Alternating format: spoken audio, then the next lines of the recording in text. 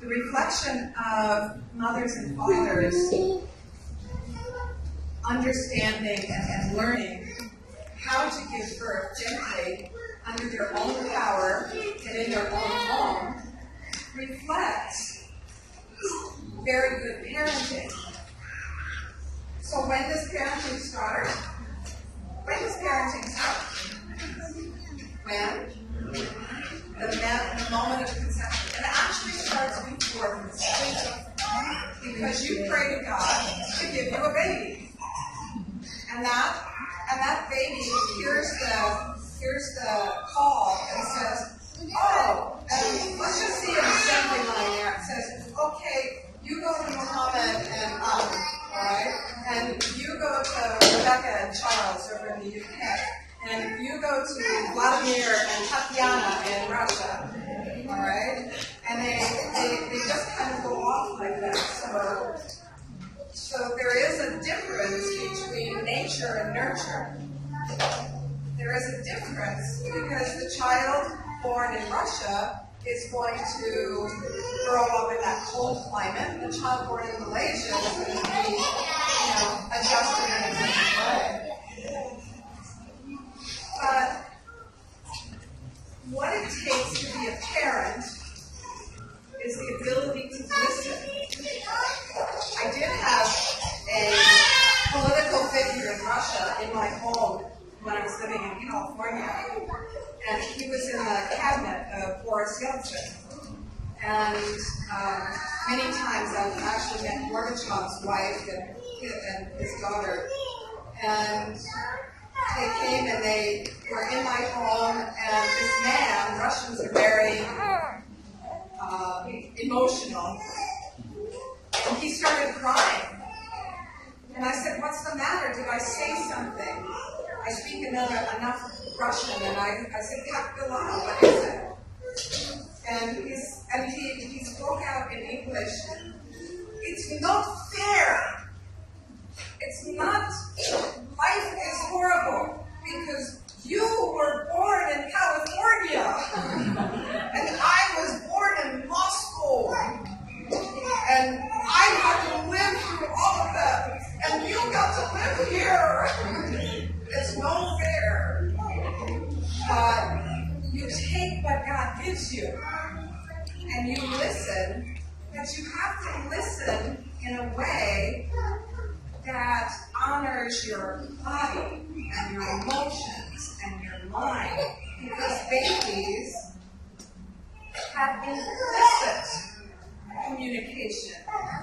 Babies, even though they can't talk, and even though they're in the womb, they're communicating with us. When we get so still, we can hear their voices, because 90% of all communication is behavioral, emotional, perceptual, and bodily. So the guardian of birth comes into the room and views all of that.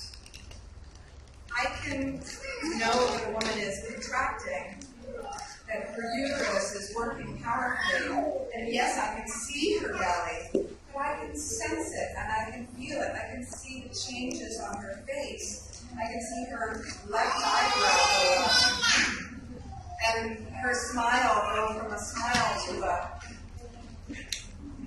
solid thing. I don't have to ask her questions. And never, ever, ever ask a woman if it hurts. You stupid person.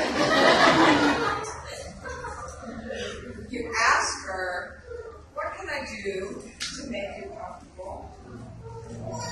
How can I please you? Speaking to a woman in labor is something that should be done very minimally.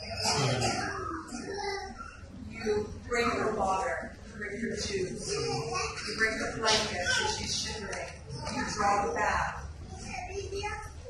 Explicit communication requires conscious attention. And in the birth process, we want to go subconscious. We want to remove our conscious decision making. We just want to focus in on our bodies and that communication with the baby. Because the more we can communicate with the baby, the more the baby's going to direct everything. Because in honesty, the baby is the driver and you're the vehicle. You don't have to deliver your baby. You have to relax enough to let the baby out.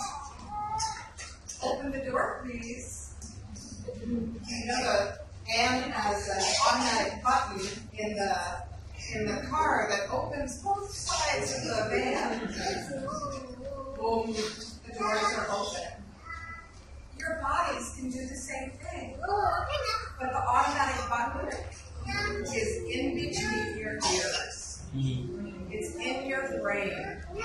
And if you have, well, let me tell you how I see the difference between men and men. Men are like the toolbox in the garage or under the kitchen sink. And you kind of hide things under the kitchen sink.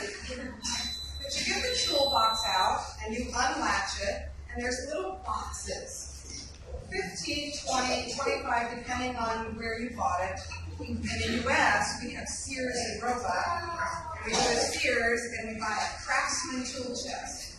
My first midwifery was a box, was a Craftsman tool chest, because I thought I needed to bring 1,500 items to a birth. I was a nurse, and I thought, oh, I have to bring everything that they have in the hospital, right? No. Now, what do I bring? I have one bag, and my most important thing that I bring to a birth is communication. It's communication and an understanding. I really don't have to bring anything to a birth, except my presence. But men are craftsmen. Little compartments for everything in their lives. Okay, here's the relationship. Oh, yep, okay. Here's the mother-in-law. Oh, there goes that. Here's the children. Oh, I'll leave that open for a little bit. When it's closed, it's closed. Here's my job. That's the one that's open the most often. Oh, and here's my friends from college. You gotta have that one. All right. Closed. All right. Here's my sex life. That's open quite a bit. Right? And so, but when things are closed, men can just kind of go la-di-da-di-da. Life is wonderful. All right. So women, however, are the van with all those buttons and all that electronics. And one fuse goes out, and the van doesn't work. It won't go forwards, it won't go backwards, the doors won't open, the lights won't come on, and you're stuck in the driveway or in the middle of the Malaysian freeway, and you don't know what is going on, and you, who are so compartmentalized, are saying, what can I do, what can I do? And she's going, okay. So you have to find the fuse that went out and replace it before the van's going to go. So how do you find that fuse? It involves your personal story. Because women, in particular, but all human beings, have a personal story. And what influenced that story greatly was their birth experience. The day that they were born. You made a decision, you made a decision, I made a decision. I was born on June 25th, 1952. They had discovered a brand new drug, and it was called Pitocin. Okay. And I was the fourth child. And my mother's doctor, she went for a prenatal appointment on June 25th. My due date was July 12th. That was my due date. My mother went for a prenatal appointment, and the doctor said, I'm going on vacation for the next 2 weeks. let's have your baby today. And my mother was tired of being pregnant. And this is how the seduction of induction happens. I'm tired of being pregnant. I'm walking around, you know, and I'm so hot and I'm so miserable. I have to do this for how much more time? Another month? And the doctor will say, oh, your baby's big enough. Your baby's big enough. It can come out. Right? So my mother said, okay, no problem. And she went and checked into the hospital at 1 p.m. in the afternoon, and they put the Pitocin drip in her arm. There was no monitoring, nothing. And I was born at 6 minutes after 6 in the evening. And of course, I was taken away and put in a nursery in a glass box. But I didn't know this story until I sat down at a conference in 1983, and a doctor by the name of Tom Burney, he wrote a wonderful book called The Secret Life of the Unborn Child, and he gave us a meditation about growing out of an acorn and seeing our branches go up and spreading out.